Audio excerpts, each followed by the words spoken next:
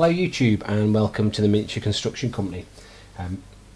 The subject of today's video is just going to be a very brief pictorial edit of how I painted the truck. So if anyone's interested, there's going to be a few brief images of me just describing the process I went through.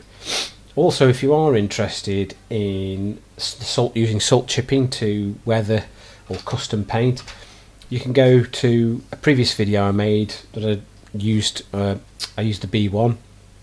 I'll put a link in the description, so if you're at all interested you can have a look at that one. It's a little bit more in depth.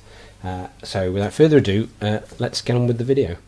Now, before we get into looking at the images for the salt chipping etc, just wanted to briefly explain how I managed to do all these dents and the damage.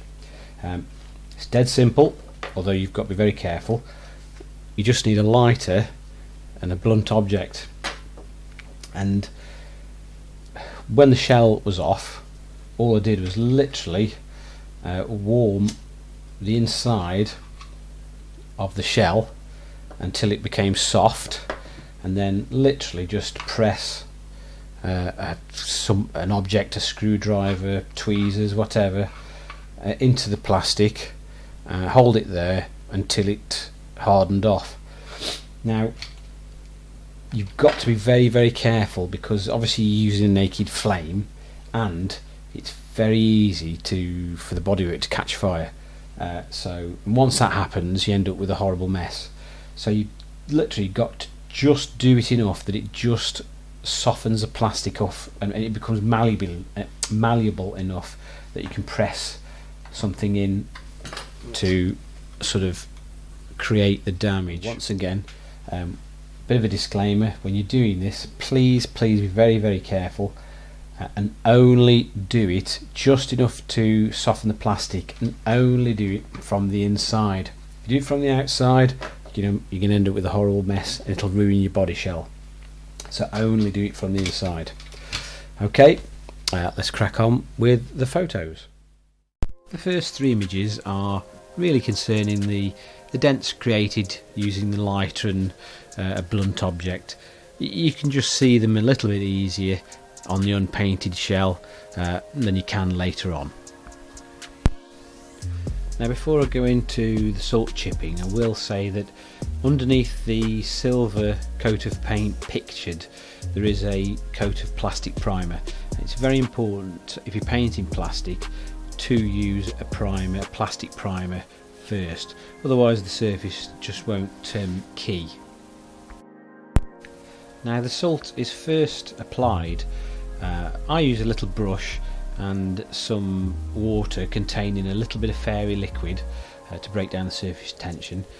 Paint some water over the piece to be salt chipped, and in the areas that I want to add wear, I basically pile layers of salt up, and this has the effect of, when you spray on top of it, you've got a layer underneath the paint that you're able to chip away at. Now, to create a layer of paint that resembles rust and corrosion, I use a couple of ordinary car spray cans, normally a yellow and a red, and this, when mixed together on top of the salt, and when chipped away, gives a very good impression of corrosion, rust. So you really do get quite a lifelike tone of colour.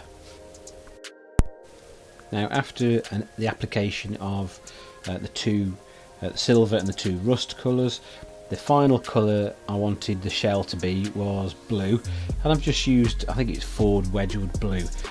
Again, these are only ordinary car rattle cans. You can get specialist paint for doing this, like Tamiya do them. They are a little bit more expensive, but they do go on a little bit better, but I don't mind. I quite like using car paints. And not only are the car paints cheaper, but they go on a little bit thicker and give the impression of a surface texture, which I must admit is quite pleasing to the eye when you've finished.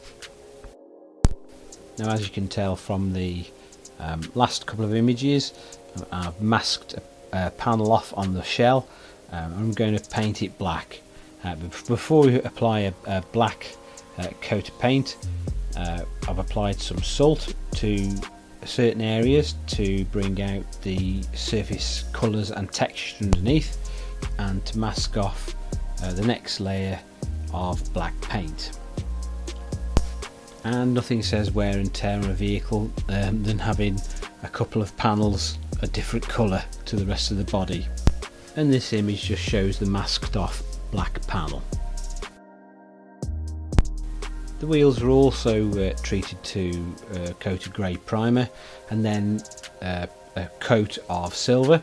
This will become apparent later on. Now at this point I did run into a little problem. I dented the roof, so correspondingly I had to put a dent in the see-through perspex inner that sits in the cab itself to get it to fit properly.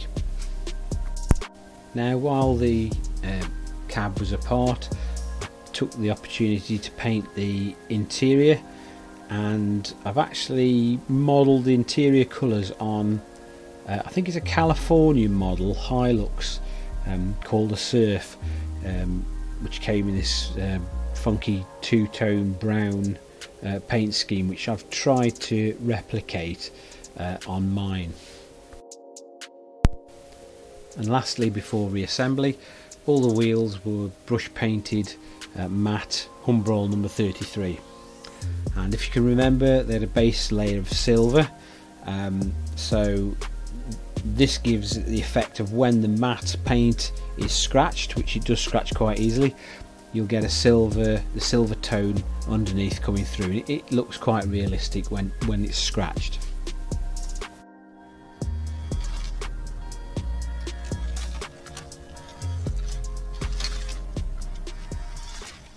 Okay, that's pretty much the end of the video. As you can see, it's a fairly simple process. I'd encourage anyone to have a go. You don't need any specialist tools really. I just use car paint, like I've mentioned, and you can get quite a reasonable result. Just got to take your time.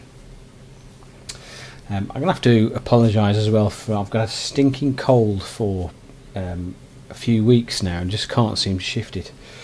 So I'll apologise for the audio. In some places you get to hear me sniffling. As ever, if you've enjoyed this video, I found it of some use and interest, give us a thumbs up, and if you're feeling that way inclined, subscribe to the channel. It really does help. Once again guys, thanks for watching.